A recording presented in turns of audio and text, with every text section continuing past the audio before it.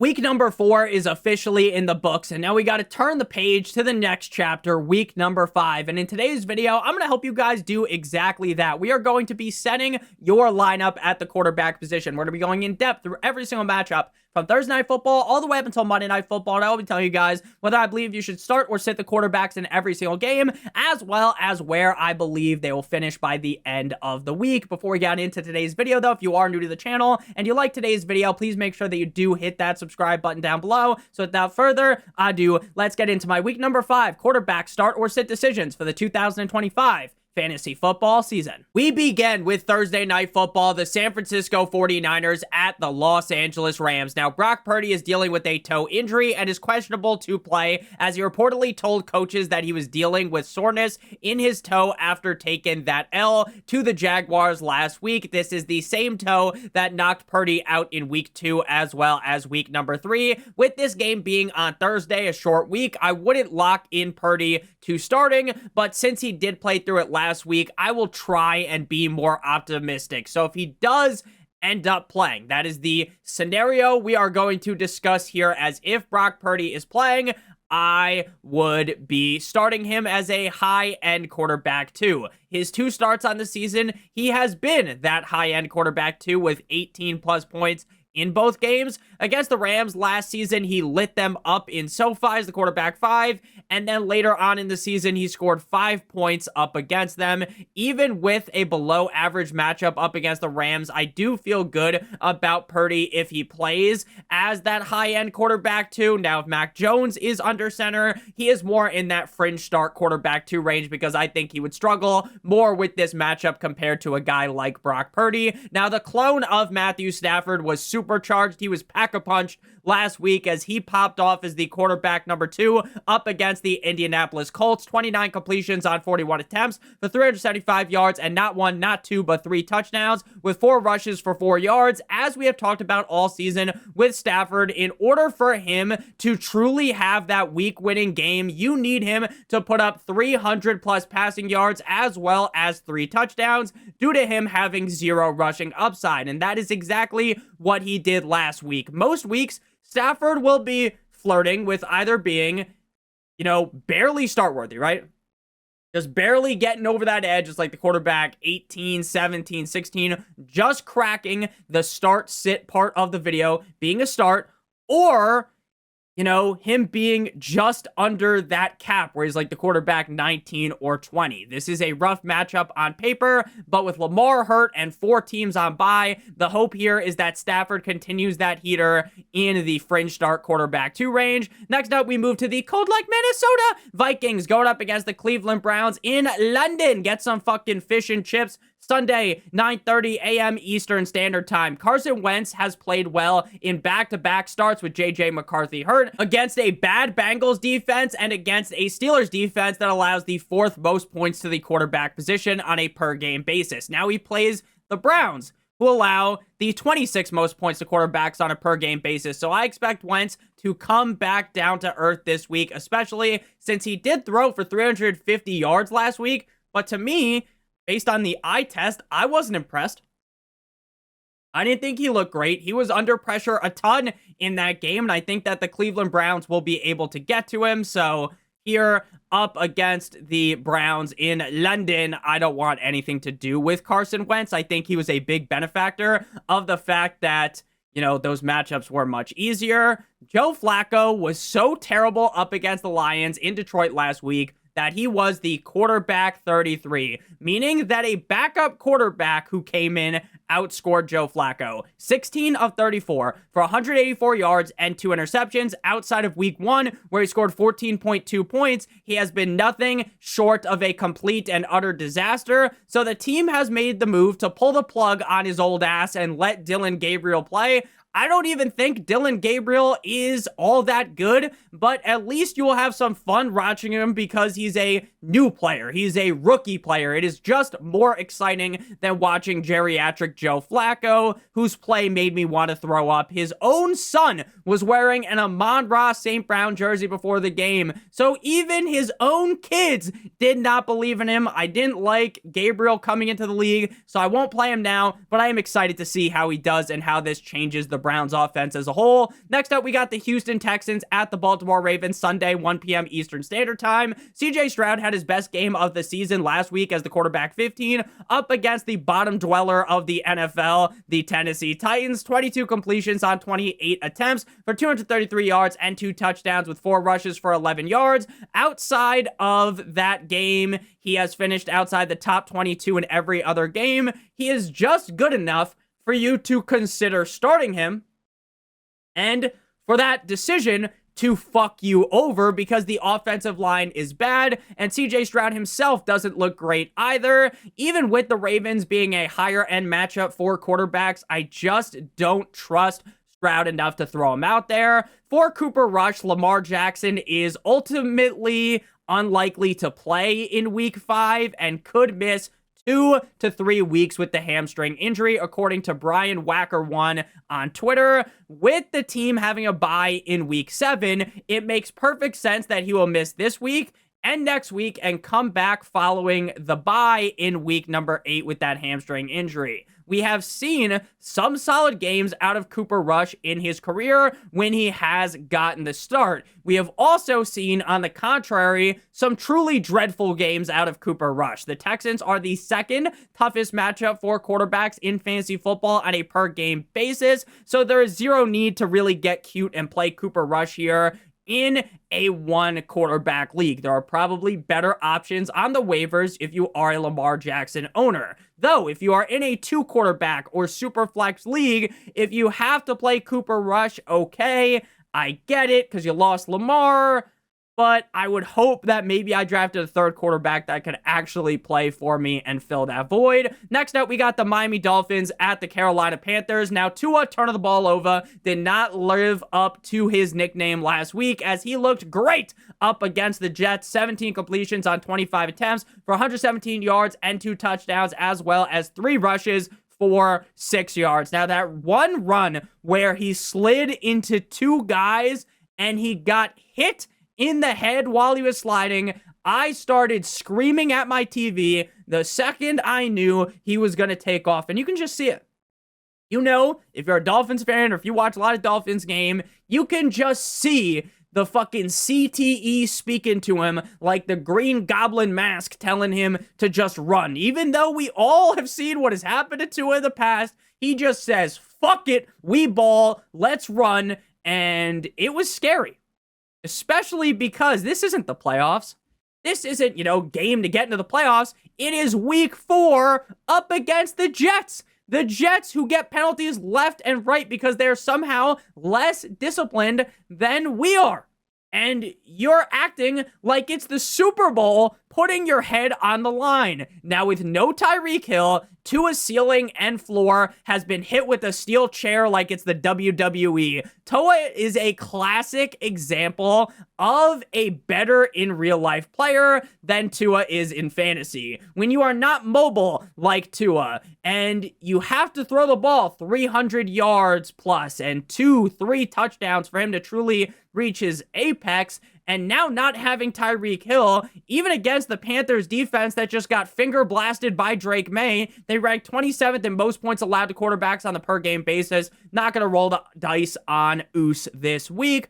For Bryce Young, as someone that drafted Bryce Young in my Superflex League because I believed in him based on what I saw down the stretch of last season, there is frankly no way you could feel remotely comfortable enough starting him at this point. Last week, the Panthers got plowed like a snowy street in Chicago during the winter. 18 of 30 for Bryce Young for 150 yards and a touchdown, 1 rush for 3 yards as well. Hopefully, when Jalen Coker returns, things will get better. But that isn't a lock for this week, and that's also not a guarantee to happen. Just a hope. I am hopeful that maybe things will change. Maybe if there ever was a game for him to explode, it would be up against the Dolphins, right? Because they're a top 2 matchup for quarterbacks on a per-game basis. So in my 2-quarterback league, my Superflex league, I'm stuck with him. I get why you might start him in that scenario, but if you're in a 1-quarterback league, he needs to be on your bench. Next up, we got the Las Vegas Raiders at the Indianapolis Colts. Before we talk about the Raiders and the Indianapolis Colts, I would like to give you guys a quick word for our friends and our partner over at Underdog. If you're brand new to Underdog and sign up using promo code Notorious, or by clicking on the link in the video description, you will get a free pick plus a first-time deposit offer of up to $1,000 in bonus funds, as well as if you play $5 in the pick'em, you receive an additional $100 in bonus funds. How the pick'em works is incredibly simple. You pick at least two players, they're higher or they're lower. If both of those players hit, you get paid. If you do multiple other picks, then the payout will be higher, but it is important to note that all of your picks have to hit, so make sure you guys do check that out, promo code Notorious, or by clicking on the link in the video description. Now, Geno has had 2 startable games, and 2 games where he basically bent you over a table. Last week, he was the quarterback 25, going 14 of 21 for 117 yards and 2 touchdowns with 3 picks, as well as 4 rushes for 31 yards. So far, through 4 games, it has been every other game where he has been good. And since last week, he was a dud, this definitely means that it's going to be a big game, right? Sometimes fantasy truly is that simple. Now, in reality, that has nothing to do with anything. That is not a true fucking pattern after 4 games. He is a fringe QB2, risky start, but the upside is certainly there in a top 12 matchup for quarterbacks on a weekly basis. Indianapolis Jones, Danny Jones, had his worst showing of the season last week in LA in SoFi up against the Rams. 24 completions on 33 attempts for 262 yards and a touchdown. Sadly, the man went back to his Giants ways. Not 1, but 2 INTs straight to the defense for the LA Rams. His second, big touchdown that he had in that game was stolen from him. Why was that stolen from him? Because A.D. Mitchell fumbled the ball while being a millimeter away from the end zone, right? Doesn't make any sense. I don't understand how that happens, because it happens all the time, right? It's not just like, oh, it happened to A.D. Mitchell, now everyone else knows, hey, let's fucking not fuck around. It almost happens a lot in games, right? You almost see it happen multiple times every week where they release the ball 1 millimeter after they have crossed the line, whereas A.D. Mitchell did the opposite. He released it 1 millimeter before he stepped over the line. Now, that would have been a solid boost for Danny Dimes to an otherwise forgettable day. 1 down game, though, after 3 top 12 performances in a row against a tough Rams defense. It is easy to just brush that game under the rug. Don't worry about it, sweetheart. Everything's going to be fine. Against a middle-of-the-road Raiders defense against quarterbacks, I got Danny Dimes bouncing back as a top 10 option. Speaking of Danny Dimes, we got his former team, the New York Football Giants, at the New Orleans Saints. Now, Dart came out the gate against Madison Beer's boyfriend and the Chargers, looking like he's been in the NFL for years. His first ever start in a game where Malik Neighbors got hurt, he was the QB number 11, 13 completions on 20 attempts for 111 yards and a touchdown, as well as 10 rushes for 54 yards and a touchdown. Losing Malik Neighbors sucks fat cock, obviously, for Jackson Dart, right? We're not going to sit here and act like losing Malik Neighbors has no effect. It has a big effect. And it's bad. It is bad news bears because it lowers the floor of Dart, because he can't just chuck it up to Malik and have him go get it. But in a favorable matchup up against the Saints, a defense that gets cream pied by quarterbacks on a weekly basis, Dart is in that fringe start quarterback 2 range. Now, I will give Spencer Rattler some credit. He has been better than I expected this season, but ultimately better than a complete and utter trash can isn't good enough to start him. 3 of 4 games outside the top 20, and unless you're on a super flex league and are dealing with injuries and bye weeks, I don't understand how anyone could possibly resort to playing Rattler in a 1 quarterback league, even against the Giants, who are a top 12 matchup for quarterbacks. He's a clear sit for me. Next up, we got the Dallas Cowboys going up against the New York Jumbo Jets. Now, we have a top 10 matchup for Dak Prescott this week in terms of points allowed. 2 quarterbacks on a weekly basis. Dak is coming off of a heater where he looked by far the best he has looked this season. And honestly, off the top of my head, when I was watching that game and I was thinking of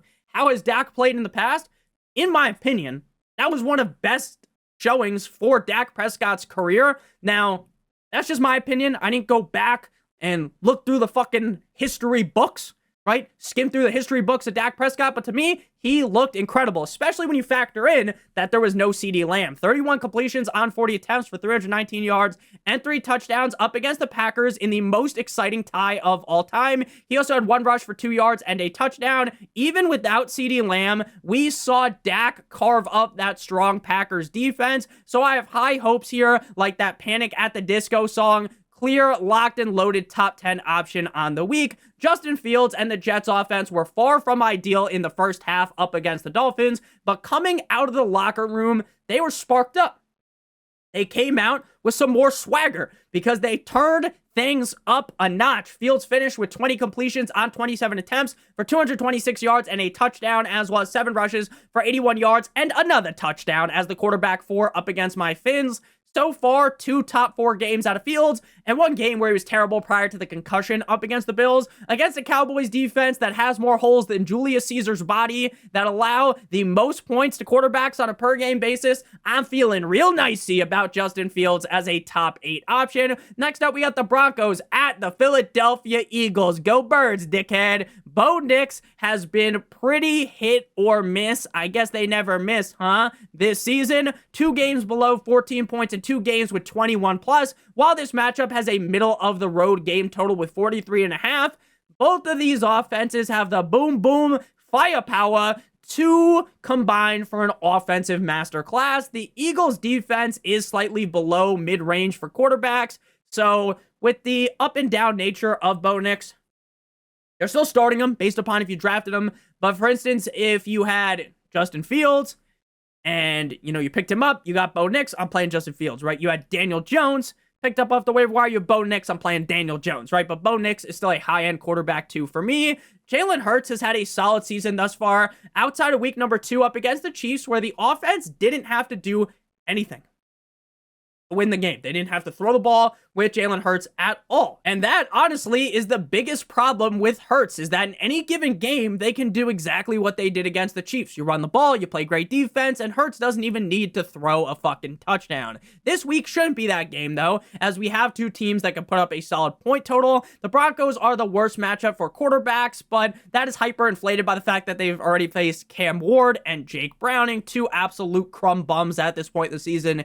Even though, deep down, I do worry about the Eagles' passing attack weekly, you aren't sitting Hurts. I got him as a top 5 quarterback. The Tennessee Titans at the Arizona Cardinals kicks off the 4 p.m. slate. Kyler Murray is the perfect quarterback to if you are in a super flex or a 2-quarterback league. The problem is you drafted him as a top 12 quarterback, and he has yet to be a top 12 quarterback a single time this season. Quarterback 16 in 3 of 4 games, and the quarterback 22 in week number 2. The Titans defense also has been solid up against quarterbacks on a per game basis, so ranking Kyler inside the top 12, in my opinion, is very foolish. He is a fine fringe quarterback to start.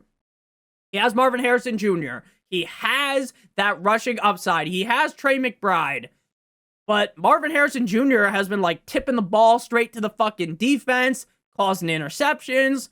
So I don't feel the best about Kyler right now, but he is a quarterback too, so he is startable. Cam Ward is so ass that it is genuinely shocking. The team hasn't done him any favors, though. They switched the play calling from the head coach to the quarterback coach, and honestly, the offense seems even more limp dick. This man has scored over 10 points just once so far in the NFL in fantasy football, and I am not going to pretend that this guy is officially a bust after 4 games, as I do think he is a great quarterback and could be a great quarterback at the NFL level.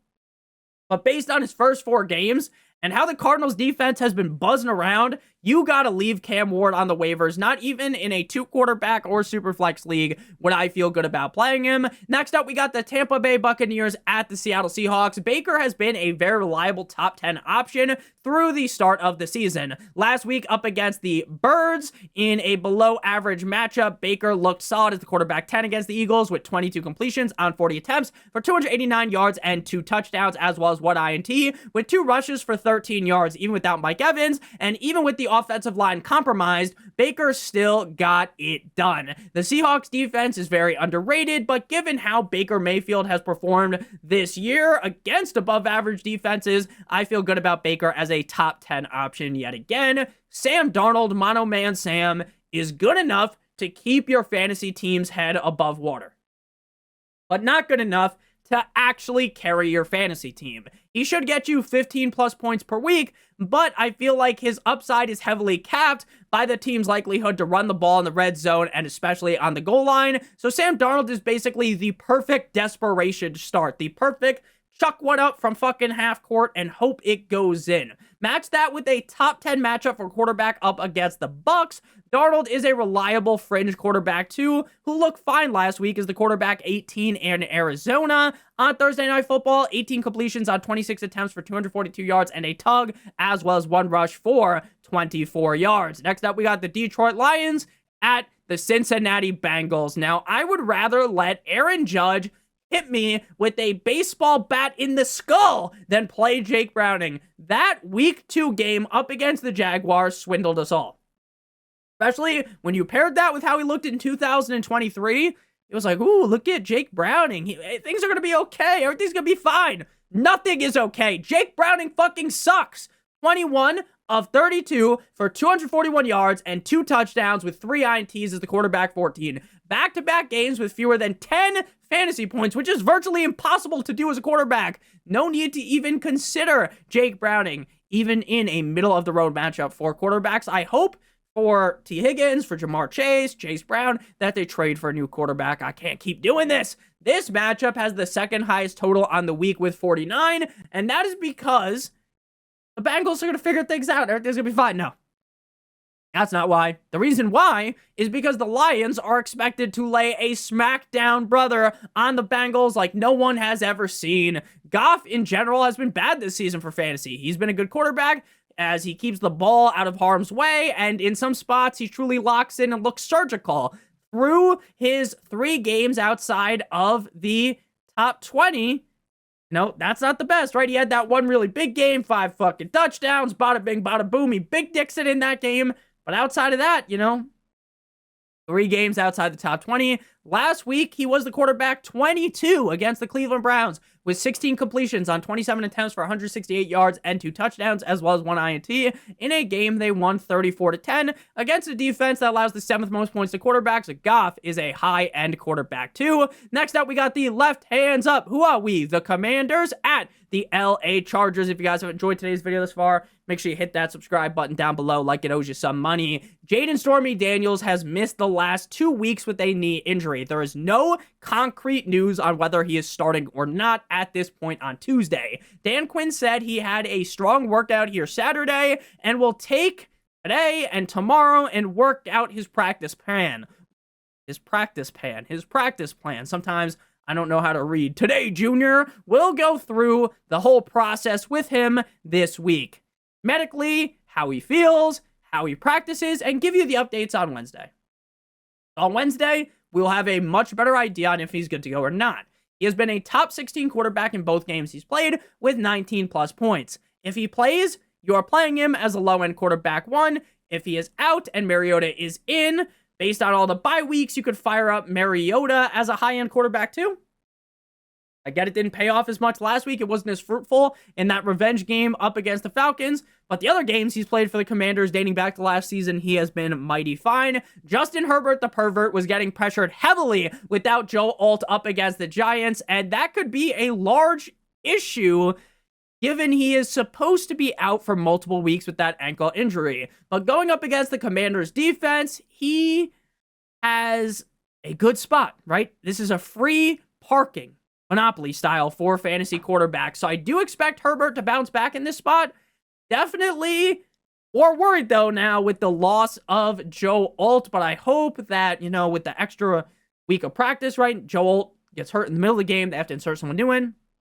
And with the week of practice, things are gelling more. It takes some time for the offensive line to gel. So hopefully things get better. Herbert has been a top 12 quarterback in 2 of 4 games. You have to kind of just hope that with this matchup, things get better. I got him as a top 8 quarterback at a bounce back spot. Next up, we move to 'cause you waited all day for Sunday night. The New England Patriots at the Buffalo Bills. After Drake May's mid-range showing in week number 1, it has been wheels up for Drake Iceman May. 3 straight top 8 showings, and he looked great up against the Panthers in a game that was nothing short of belt to ass by the Patriots, winning 42-13. 14 completions on 17 attempts for 203 yards and 2 touchdowns, as well as 3 carries for 11 yards, as well as a touchdown. 3 total touchdowns in that game, no interceptions. He only has 2 interceptions on the season, knock on wood, to 9 total touchdowns. Knowing this could be a higher scoring game, could end up being the highest scoring game on the week with the highest total on the week right now, Drake May is a certified smash top 6 option. Josh Allen has been a very reliable quarterback in 3 of 4 games, and the only game he struggled was a beatdown of the Jets in MetLife back in week 2, the same game where his nose got all messed up. Top 7 quarterback in all other showings, and this is the consistency that you drafted him to have. Last week up against the Saints in a win, 16 of 22 for 209 yards and 2 touchdowns with an INT, as well as 7 rushes for 45 yards and a touchdown. Facing a middle-of-the-road Patriots defense, you got to feel great about Allen here as the quarterback number 1, especially with Lamar now out. Like, Josh Allen's kind of just default the quarterback number 1. Moving now to Monday Night Football, the Kansas City Chiefs at the Jacksonville Jaguars in Duval. Outside of Sunday Night Football against the Giants back in week 3, Patrick Mahomes has been a reliable top 6 option in every single game. Last week up against the Ravens, he was 25 of 37 for 270 yards and 4 touchdowns. Jaguars are an above average matchup for quarterbacks. I love my Mahomie, Patrick Mahomes, here as a top 6 QB. Despite the Jaguars having a 3-1 record, Trevor Lawrence has been bad, like that Michael Jackson song. 3 of 4 games outside the top 22, and his sole top 12 game was up against the bum-ass Bengals defense. He has 5 passing touchdowns to 4 INTs, which just seems impossible when you have Brian Thomas Jr., Travis Hunter, Brenton Strange, Travis Etienne. When you have these fucking weapons, and you have that loaded arsenal, it makes no sense. And with limited rushing upside in a not ideal matchup for quarterbacks, I am not starting Mr. Trevor Lawrence. Thank you guys all so much for watching. If you ended up enjoying, make sure you do hit that subscribe button down below like it owes you some money. Check out one of the videos on your screen if you haven't seen them already. I love you long time. Hope you guys have a great one. Check out Underdog, link in the video description if you haven't checked them out already. Love you long time. As always, good boy.